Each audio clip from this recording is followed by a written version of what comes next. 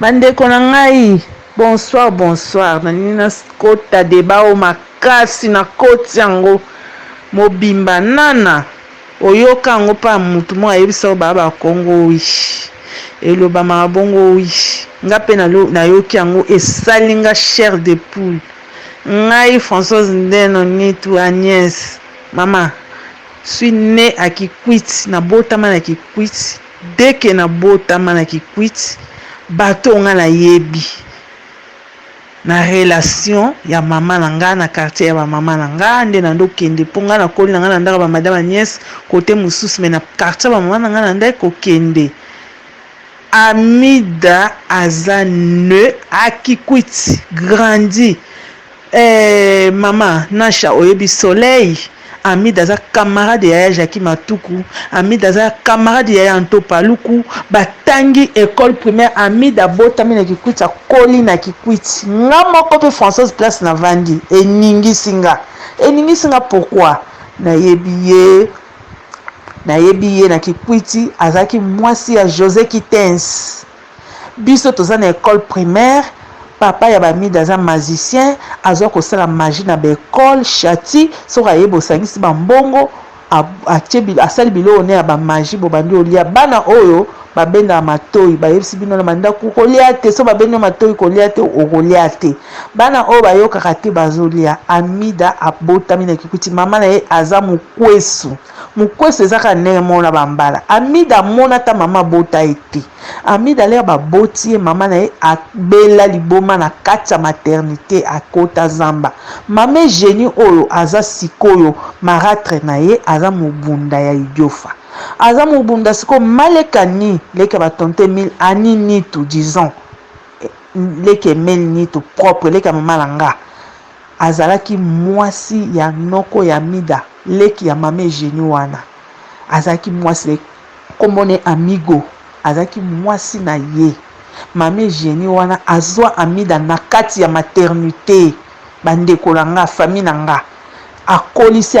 Hamida leka komi mwasi akoli aye koya na Kishasa po a continuer ba université na ye place ba ye kokuta na JB. Hamida papa na yende ayaki kotonga na Kikwiti ba indien o ba ya kotonga ba magasin na ba na Kikwiti. Minito na oyebisa bino bandeko langa bozala agité boza calme na ye na sali na discussion na chauffeur mona taxi na yebise Hamida nga na oclassé ye aza mama leki nanga na oclassé mama leki nanga na ndenge nini na ndenga ba Malek Chantal ba Malek Ani ba Malek Ngiom ba leki ba mama Malek Songo ba camarade na ye oyo ya vanda na bango akola na bango et puis jour mwana na akufi ngai ba mama wana Kikwiti basali 2 semaines na sala 3 jours mami veta kutanga na Hamida to beta kati boye na ba ya Antopaluku wana ba metisa Kikwiti aotuna ngai yo yebeli bango wapi ngala tuni mami ngai mutu na oyebisa yoke na otuna so yebeli bango wapi bandeko na ngai bofungola matoi na beni mama Hamida na nsia zawa na groupe na cheme libre ngabi mama o makamni na yoki boye makamni na yoki wetantina Hamida alobi aza mwana bakongo nga epesi nga trouble pona na botama na Kikwiti na kuta Hamida na mona Hamida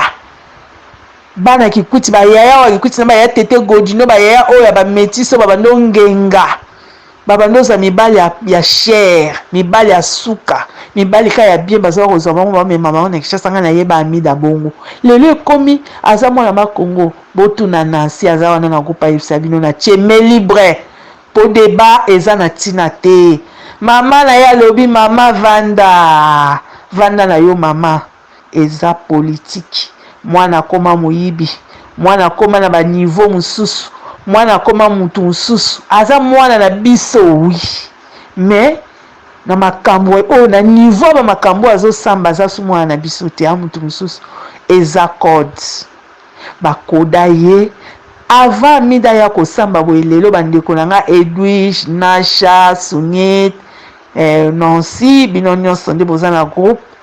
eza lokola bazotangisa yo nde tobalaka mokolo kobala okende na marraine na yo babando tangisa ozoza malongi ya libala Hamida azwi yango lokola cour lelo nde aye kobimisa ngo na miso ya bato. Hamida botama na bakongo ata mokolo moko te minute biso nyonso bataki kuti nyonso tozobengana na batelefone nini makambo oyo boye po nini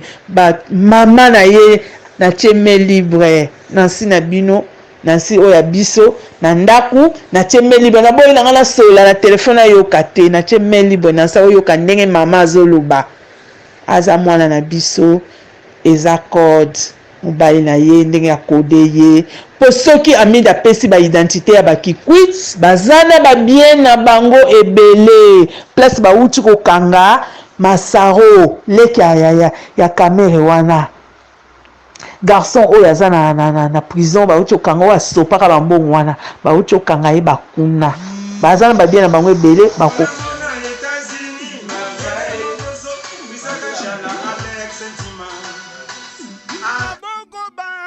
Alex Sentima.